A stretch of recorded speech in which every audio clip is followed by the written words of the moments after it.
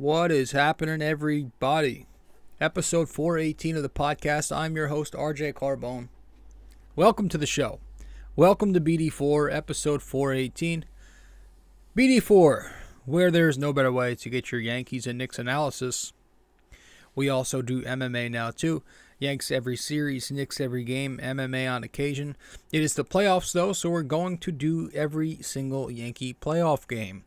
Quick little episodes, 25-30 minutes usually for these, but we're going to get through every game. So we're going to discuss Game 4. As you could tell by the title, the Yanks survived Game 4.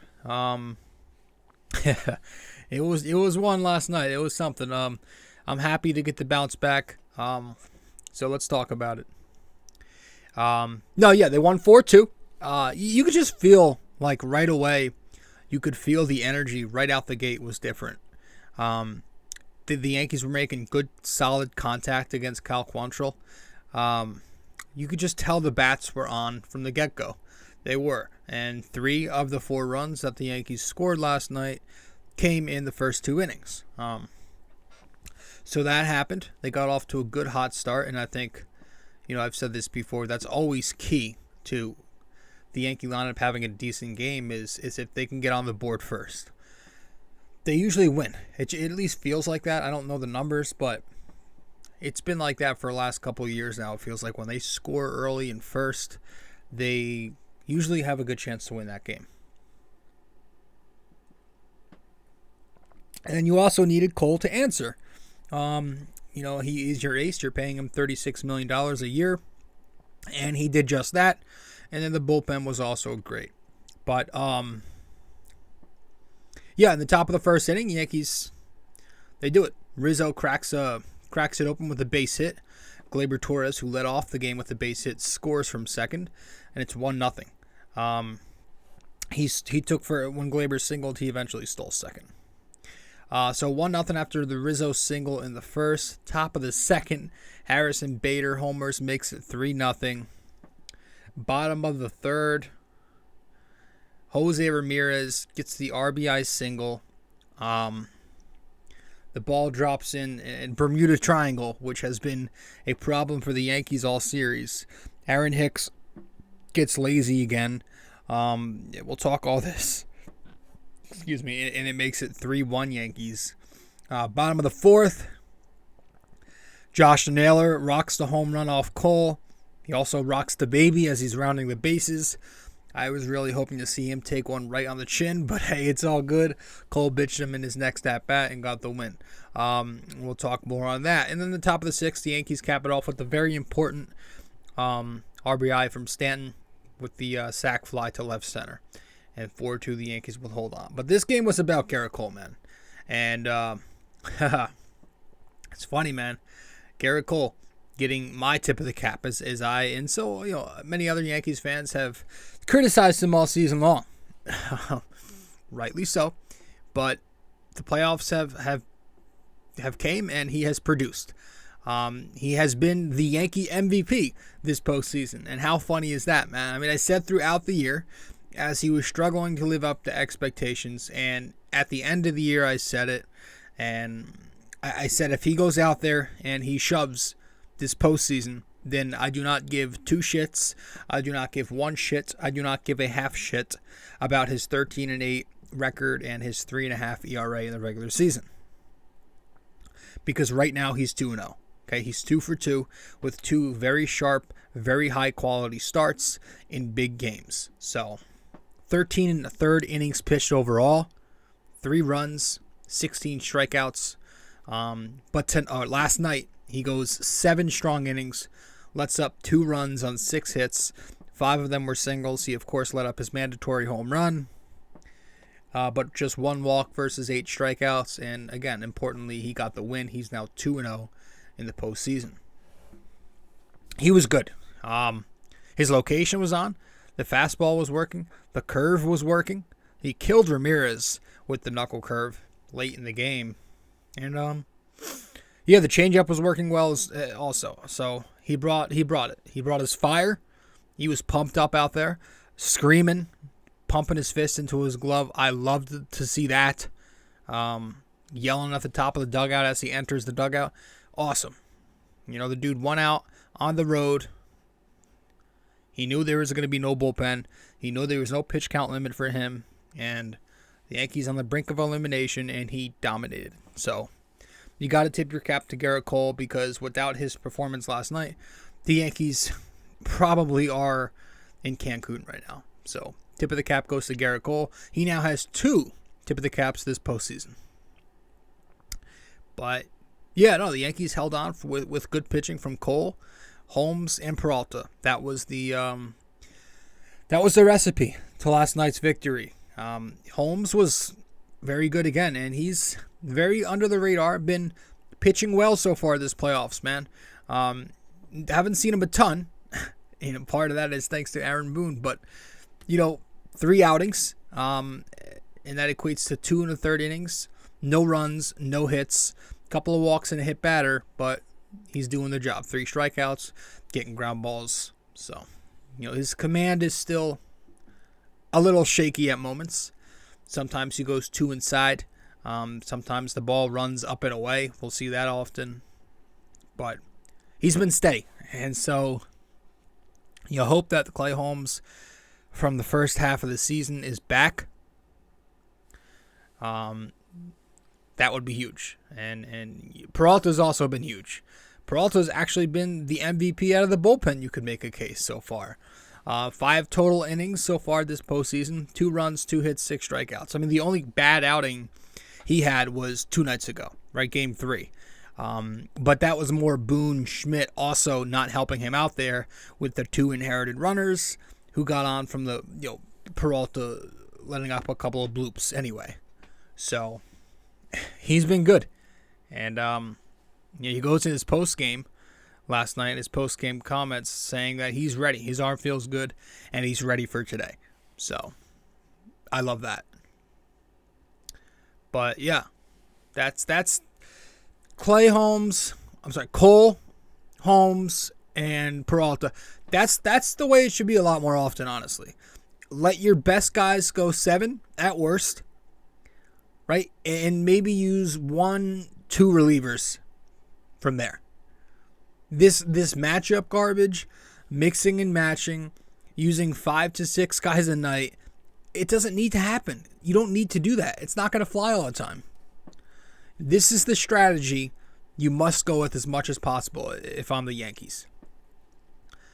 Give me 6, 7 innings from your starters as often as possible. And then from there, throw 2 guys out of the pen. You don't need to go 4, 5, 6 guys. That's totally unnecessary. And as we say so often, the more guys you use out of the pen, the more the odds are that one of them will be off. That's just how chance works. So I'm very glad that we were able to just do a 1, 2, 3 Cole, Holmes, Peralta last night. But yeah, it was good to see that from the pitching side. We'll talk a little about the hitting when we get back from break. Stay with us. Going to take a quick break, and we'll be back.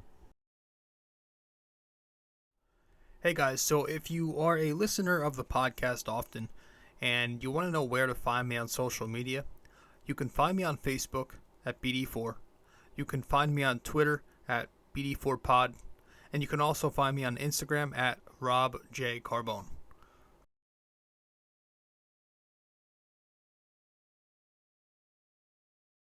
BD4 is located on many different platforms. You can listen to the podcast on Apple Podcasts, and if you do there, be sure to give us a 5-star rating and review. You can listen to it on Spotify, but you can also watch the podcast on both Spotify and YouTube. BD4 is available on many other platforms as well. All you got to do is search it up. Apple Podcasts, Spotify, YouTube, and much more.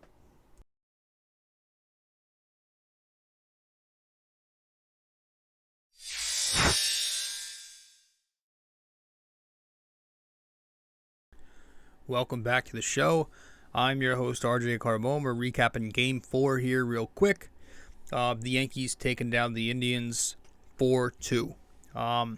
Listen, got some more great offensive production last night from a couple of guys who've been consistent. in each of these games. One, Harrison Bader continues to be the best bat, in my opinion, on the Yankees right now. And credit to Brian Cashman. How funny is that whole thing looking also? We want to talk about, the whole Jordan Montgomery thing. At the time, Yankees fans were giving him a lot of shit. I was actually on board with trading Montgomery. Now, maybe it was just an initial reaction because I was pissed off at him for having a lackluster start at the time. But, I was kind of for it. And then I was kind of back and forth on it and started getting some mixed feelings. But it's looking like it's paying off right now. I mean, the Cardinals are out of the playoffs, and the Yankees are in the playoffs with their best player so far being Harrison Bader. He's got 4 hits and 14 at-bats. That's 286 through these 4 games. Only 2 strikeouts, 3 home runs, 4 RBIs, and 4 runs scored. So he's been electric, man. And these are big home runs. These aren't tack-ons. These are big home runs to either get the Yankees on the board or give the Yankees a little bit of a cushion or tie the game. Go ahead. These are big home runs, big hits, and he's been producing. And it's just, the kid just looks like a ball player. He does. He's like very under the radar bulked. He's bulky. And I don't know, the kid just looks like he knows how to play baseball. He's a good baseball player. He's fast. He plays hard. Hustles, man. Good center fielder, too. He did make an error last night, but whatever, who cares? He's been good, and he's been their best hitter. Anthony Rizzo has also been hitting the ball really well. In these 4 games, he's also batting .286 with 4 hits. 3 walks in there as well, which means he's getting on base 7 out of 17 times. A home run in there last night. 3 RBIs. Was the home run last night? No. But 3 RBIs in this postseason, and he's playing very good defense at first base, as we are seeing. Making a lot of good picks. And speaking of Anthony Rizzo having to save some errors, I loved having IKF not at shortstop last night. He was benched, and I loved seeing Oswaldo Cabrera there at shortstop. He wasn't tested or anything. There was nothing crazy he had to do, but he looked very smooth. He was turning double plays, and he made the routine plays. And those, that's much better than Isaiah Kiner-Falefa because he cannot make routine plays. And hopefully, I am praying that IKF is not in the lineup tomorrow, or tonight, actually. And I think Boone kind of hinted at that in the postgame. I think he said he expects Cabrera to be in there tomorrow at short. Yeah. And, I don't... Listen, I like IKF as a hitter. I think he's a decent bottom-of-the-order bat. I've said before, I don't understand why they are so reluctant to go with IKF at third base and have Donaldson take a seat here and there. But I think at this point, they're probably just going to ride with Donaldson. He's the veteran. They're paying him, politics and all that shit. But, yeah. Cabrera played great shortstop. I hope he starts hitting because, he doesn't look great at the plate at all, man. Pretty pitiful. Obviously, outside of Saturday night's Game 3, he's looked pretty bad. Just non-competitive strikeout after non-competitive strikeout. He's lost that patience that he had towards the end of the season this year. He just looks completely overmatched out there against more elite pitching. So hopefully he can break out of it and give us some more production there. But having him at play defense at shortstop, I think, is the recipe for success. If that means you got to play Hicks in left field, that sucks. I'd rather see Benintendi, if we're being honest. But I guess, it's pick your poison between Hicks and talentless Tim. Trevino not hitting either. Glaber, so-so. Donaldson, not much. Stanton needs to wake up. So a lot of these guys still need to start clicking. Hopefully we see Matt Carpenter soon. I still think Stanton has only just 1 hit, the home run. So that's not good. a few RBIs in there, but still, guys need to start hitting. And hopefully tonight, they need some offense tonight. But last night in the books, the Yankees win. 3 guys on my shit list last night, and that is Aaron Hicks, Gleyber Torres, and Josh Naylor. Yes. Aaron Hicks obviously getting lazy and jogging to a ball in left field because he's clearly doing it intentionally at this point. That happens, I want to say once every other week you see him. No, that's probably more often than that, obviously. Honestly. It's just, it's disgusting. It's repulsive. And then Torres, also not hustling, watching a ground ball as he's running down the first, getting lazy and, jogging to first base pretty much. In an inning-ending, crushing double play. He wasn't going hard out the box. So, those 2 guys need to be called out publicly by their excuse of a manager, but we know he won't do that. So, he's just going to continue to allow that shit. And then Josh Naylor, obviously that ugly-looking sewer rat, crackhead Patrick Mahomes, whatever you want to call him. He did the whole "Who's your daddy" thing, looking at Gerrit Cole as he rounds first base after his, home run. I mean, Cole responded with a win, and the Bronx is going to have so much fun with that guy tomorrow night or tonight. I keep saying fucking tomorrow night. Man, they're gonna toy with this guy so much tonight. Much like they toyed with Miles Straw and use him as a punching bag, they're going to also now get on Josh Naylor every time this guy fields a ground ball, steps up to the plate, walks out to the field. Like, he's going to hear it. And I can already hear the "Who's your daddy" chants if he strikes out or some shit. Oh my God.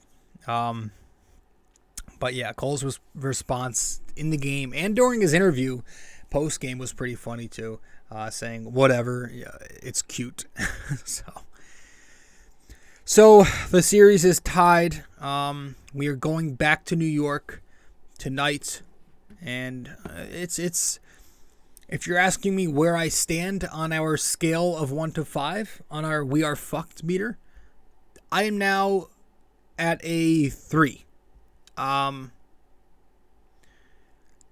If you asked me, I forgot to do this last night, I was probably at more of a 4.9. I would say 5. I thought we were done. But I would say we're about so-so right now. It's up in the air. So, yeah. Maybe not fucked. 3 out of 5 in terms of how fucked are we. And if you could see on the screen, there you go. Yeah.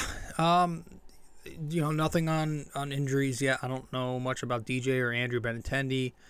Benintendi could be back, depending on how far we go. I doubt we'll see DJ the rest of the year. I just have a feeling. But Tyone and the bullpen tonight. We're going to have to grind through that. Judge also needs to get going. I mean, it's game 5, buddy. You've been better the last 2 nights, but still not much. We really need to get this guy going. You're supposed to be the guy. Get your shit together.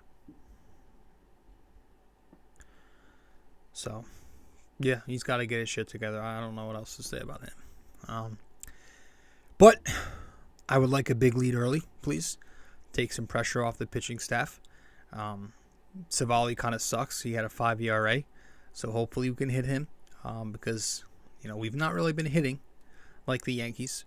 Am I shocked? No. I mean, this is the team all about the home run, the walk, and the strikeout, right? They're all for that. 3 true outcome analytics garbage. I think they need more contact. We all discussed, we know my thoughts on their situational hitting and all that shit. It's brutal. Not asking them to all hit 400. Okay, I'm not some 60-year-old boomer, but I do think you need a balance between contact and power. And I don't know that they have enough. So hopefully they get lucky with Cleveland throwing a 5 ERA kid We're going to see Clase also later on tonight. And as for us, everybody needs to be on deck. Everybody not named Gerrit Cole should be available to pitch. Even if Nestor Cortez has to come in, give you 2-3 innings, 40 pitches or something, make it work, And I think that's what Boone said. He's available. So tonight we will find out who is, which team will be getting their plane tickets to Houston. And then we'll also be finding out which team will get their plane tickets to Cancun. So, listen, we need the Bronx overflowing at the top of the nosebleeds. Like, people falling out the state. Like, we need this place to just burst. I mean, I want headlines about how toxic, how pathetic, and how mean and disrespectful Yankees fans are after tonight. That's the type of hostile environment I want in there. Like, minus the violence and throwing shit. But I want words. I want big, bad, mean words. I want bullying, verbal assault towards Naylor, Straw, everyone else. Cleveland is very soft. They're pussies. These stupid SpongeBob fucks can all go to hell after tonight. So hopefully the Yankees can take care of them, and that'll be that. With that said, let's wrap it up with our trivia question of the day. Let's get to it.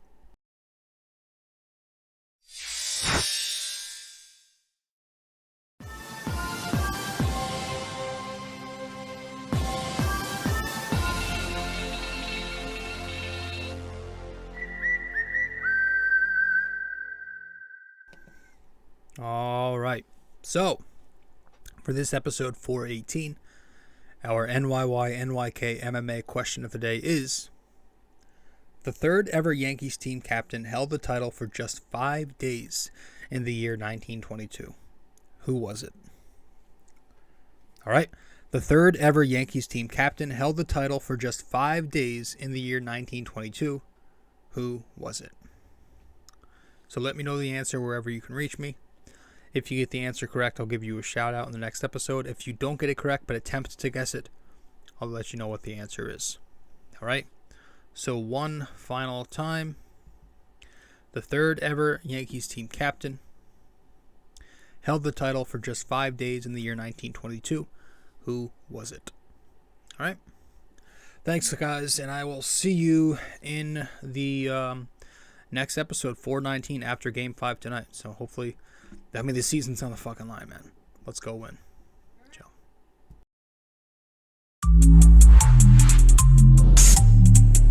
This episode was brought to you by Anchor.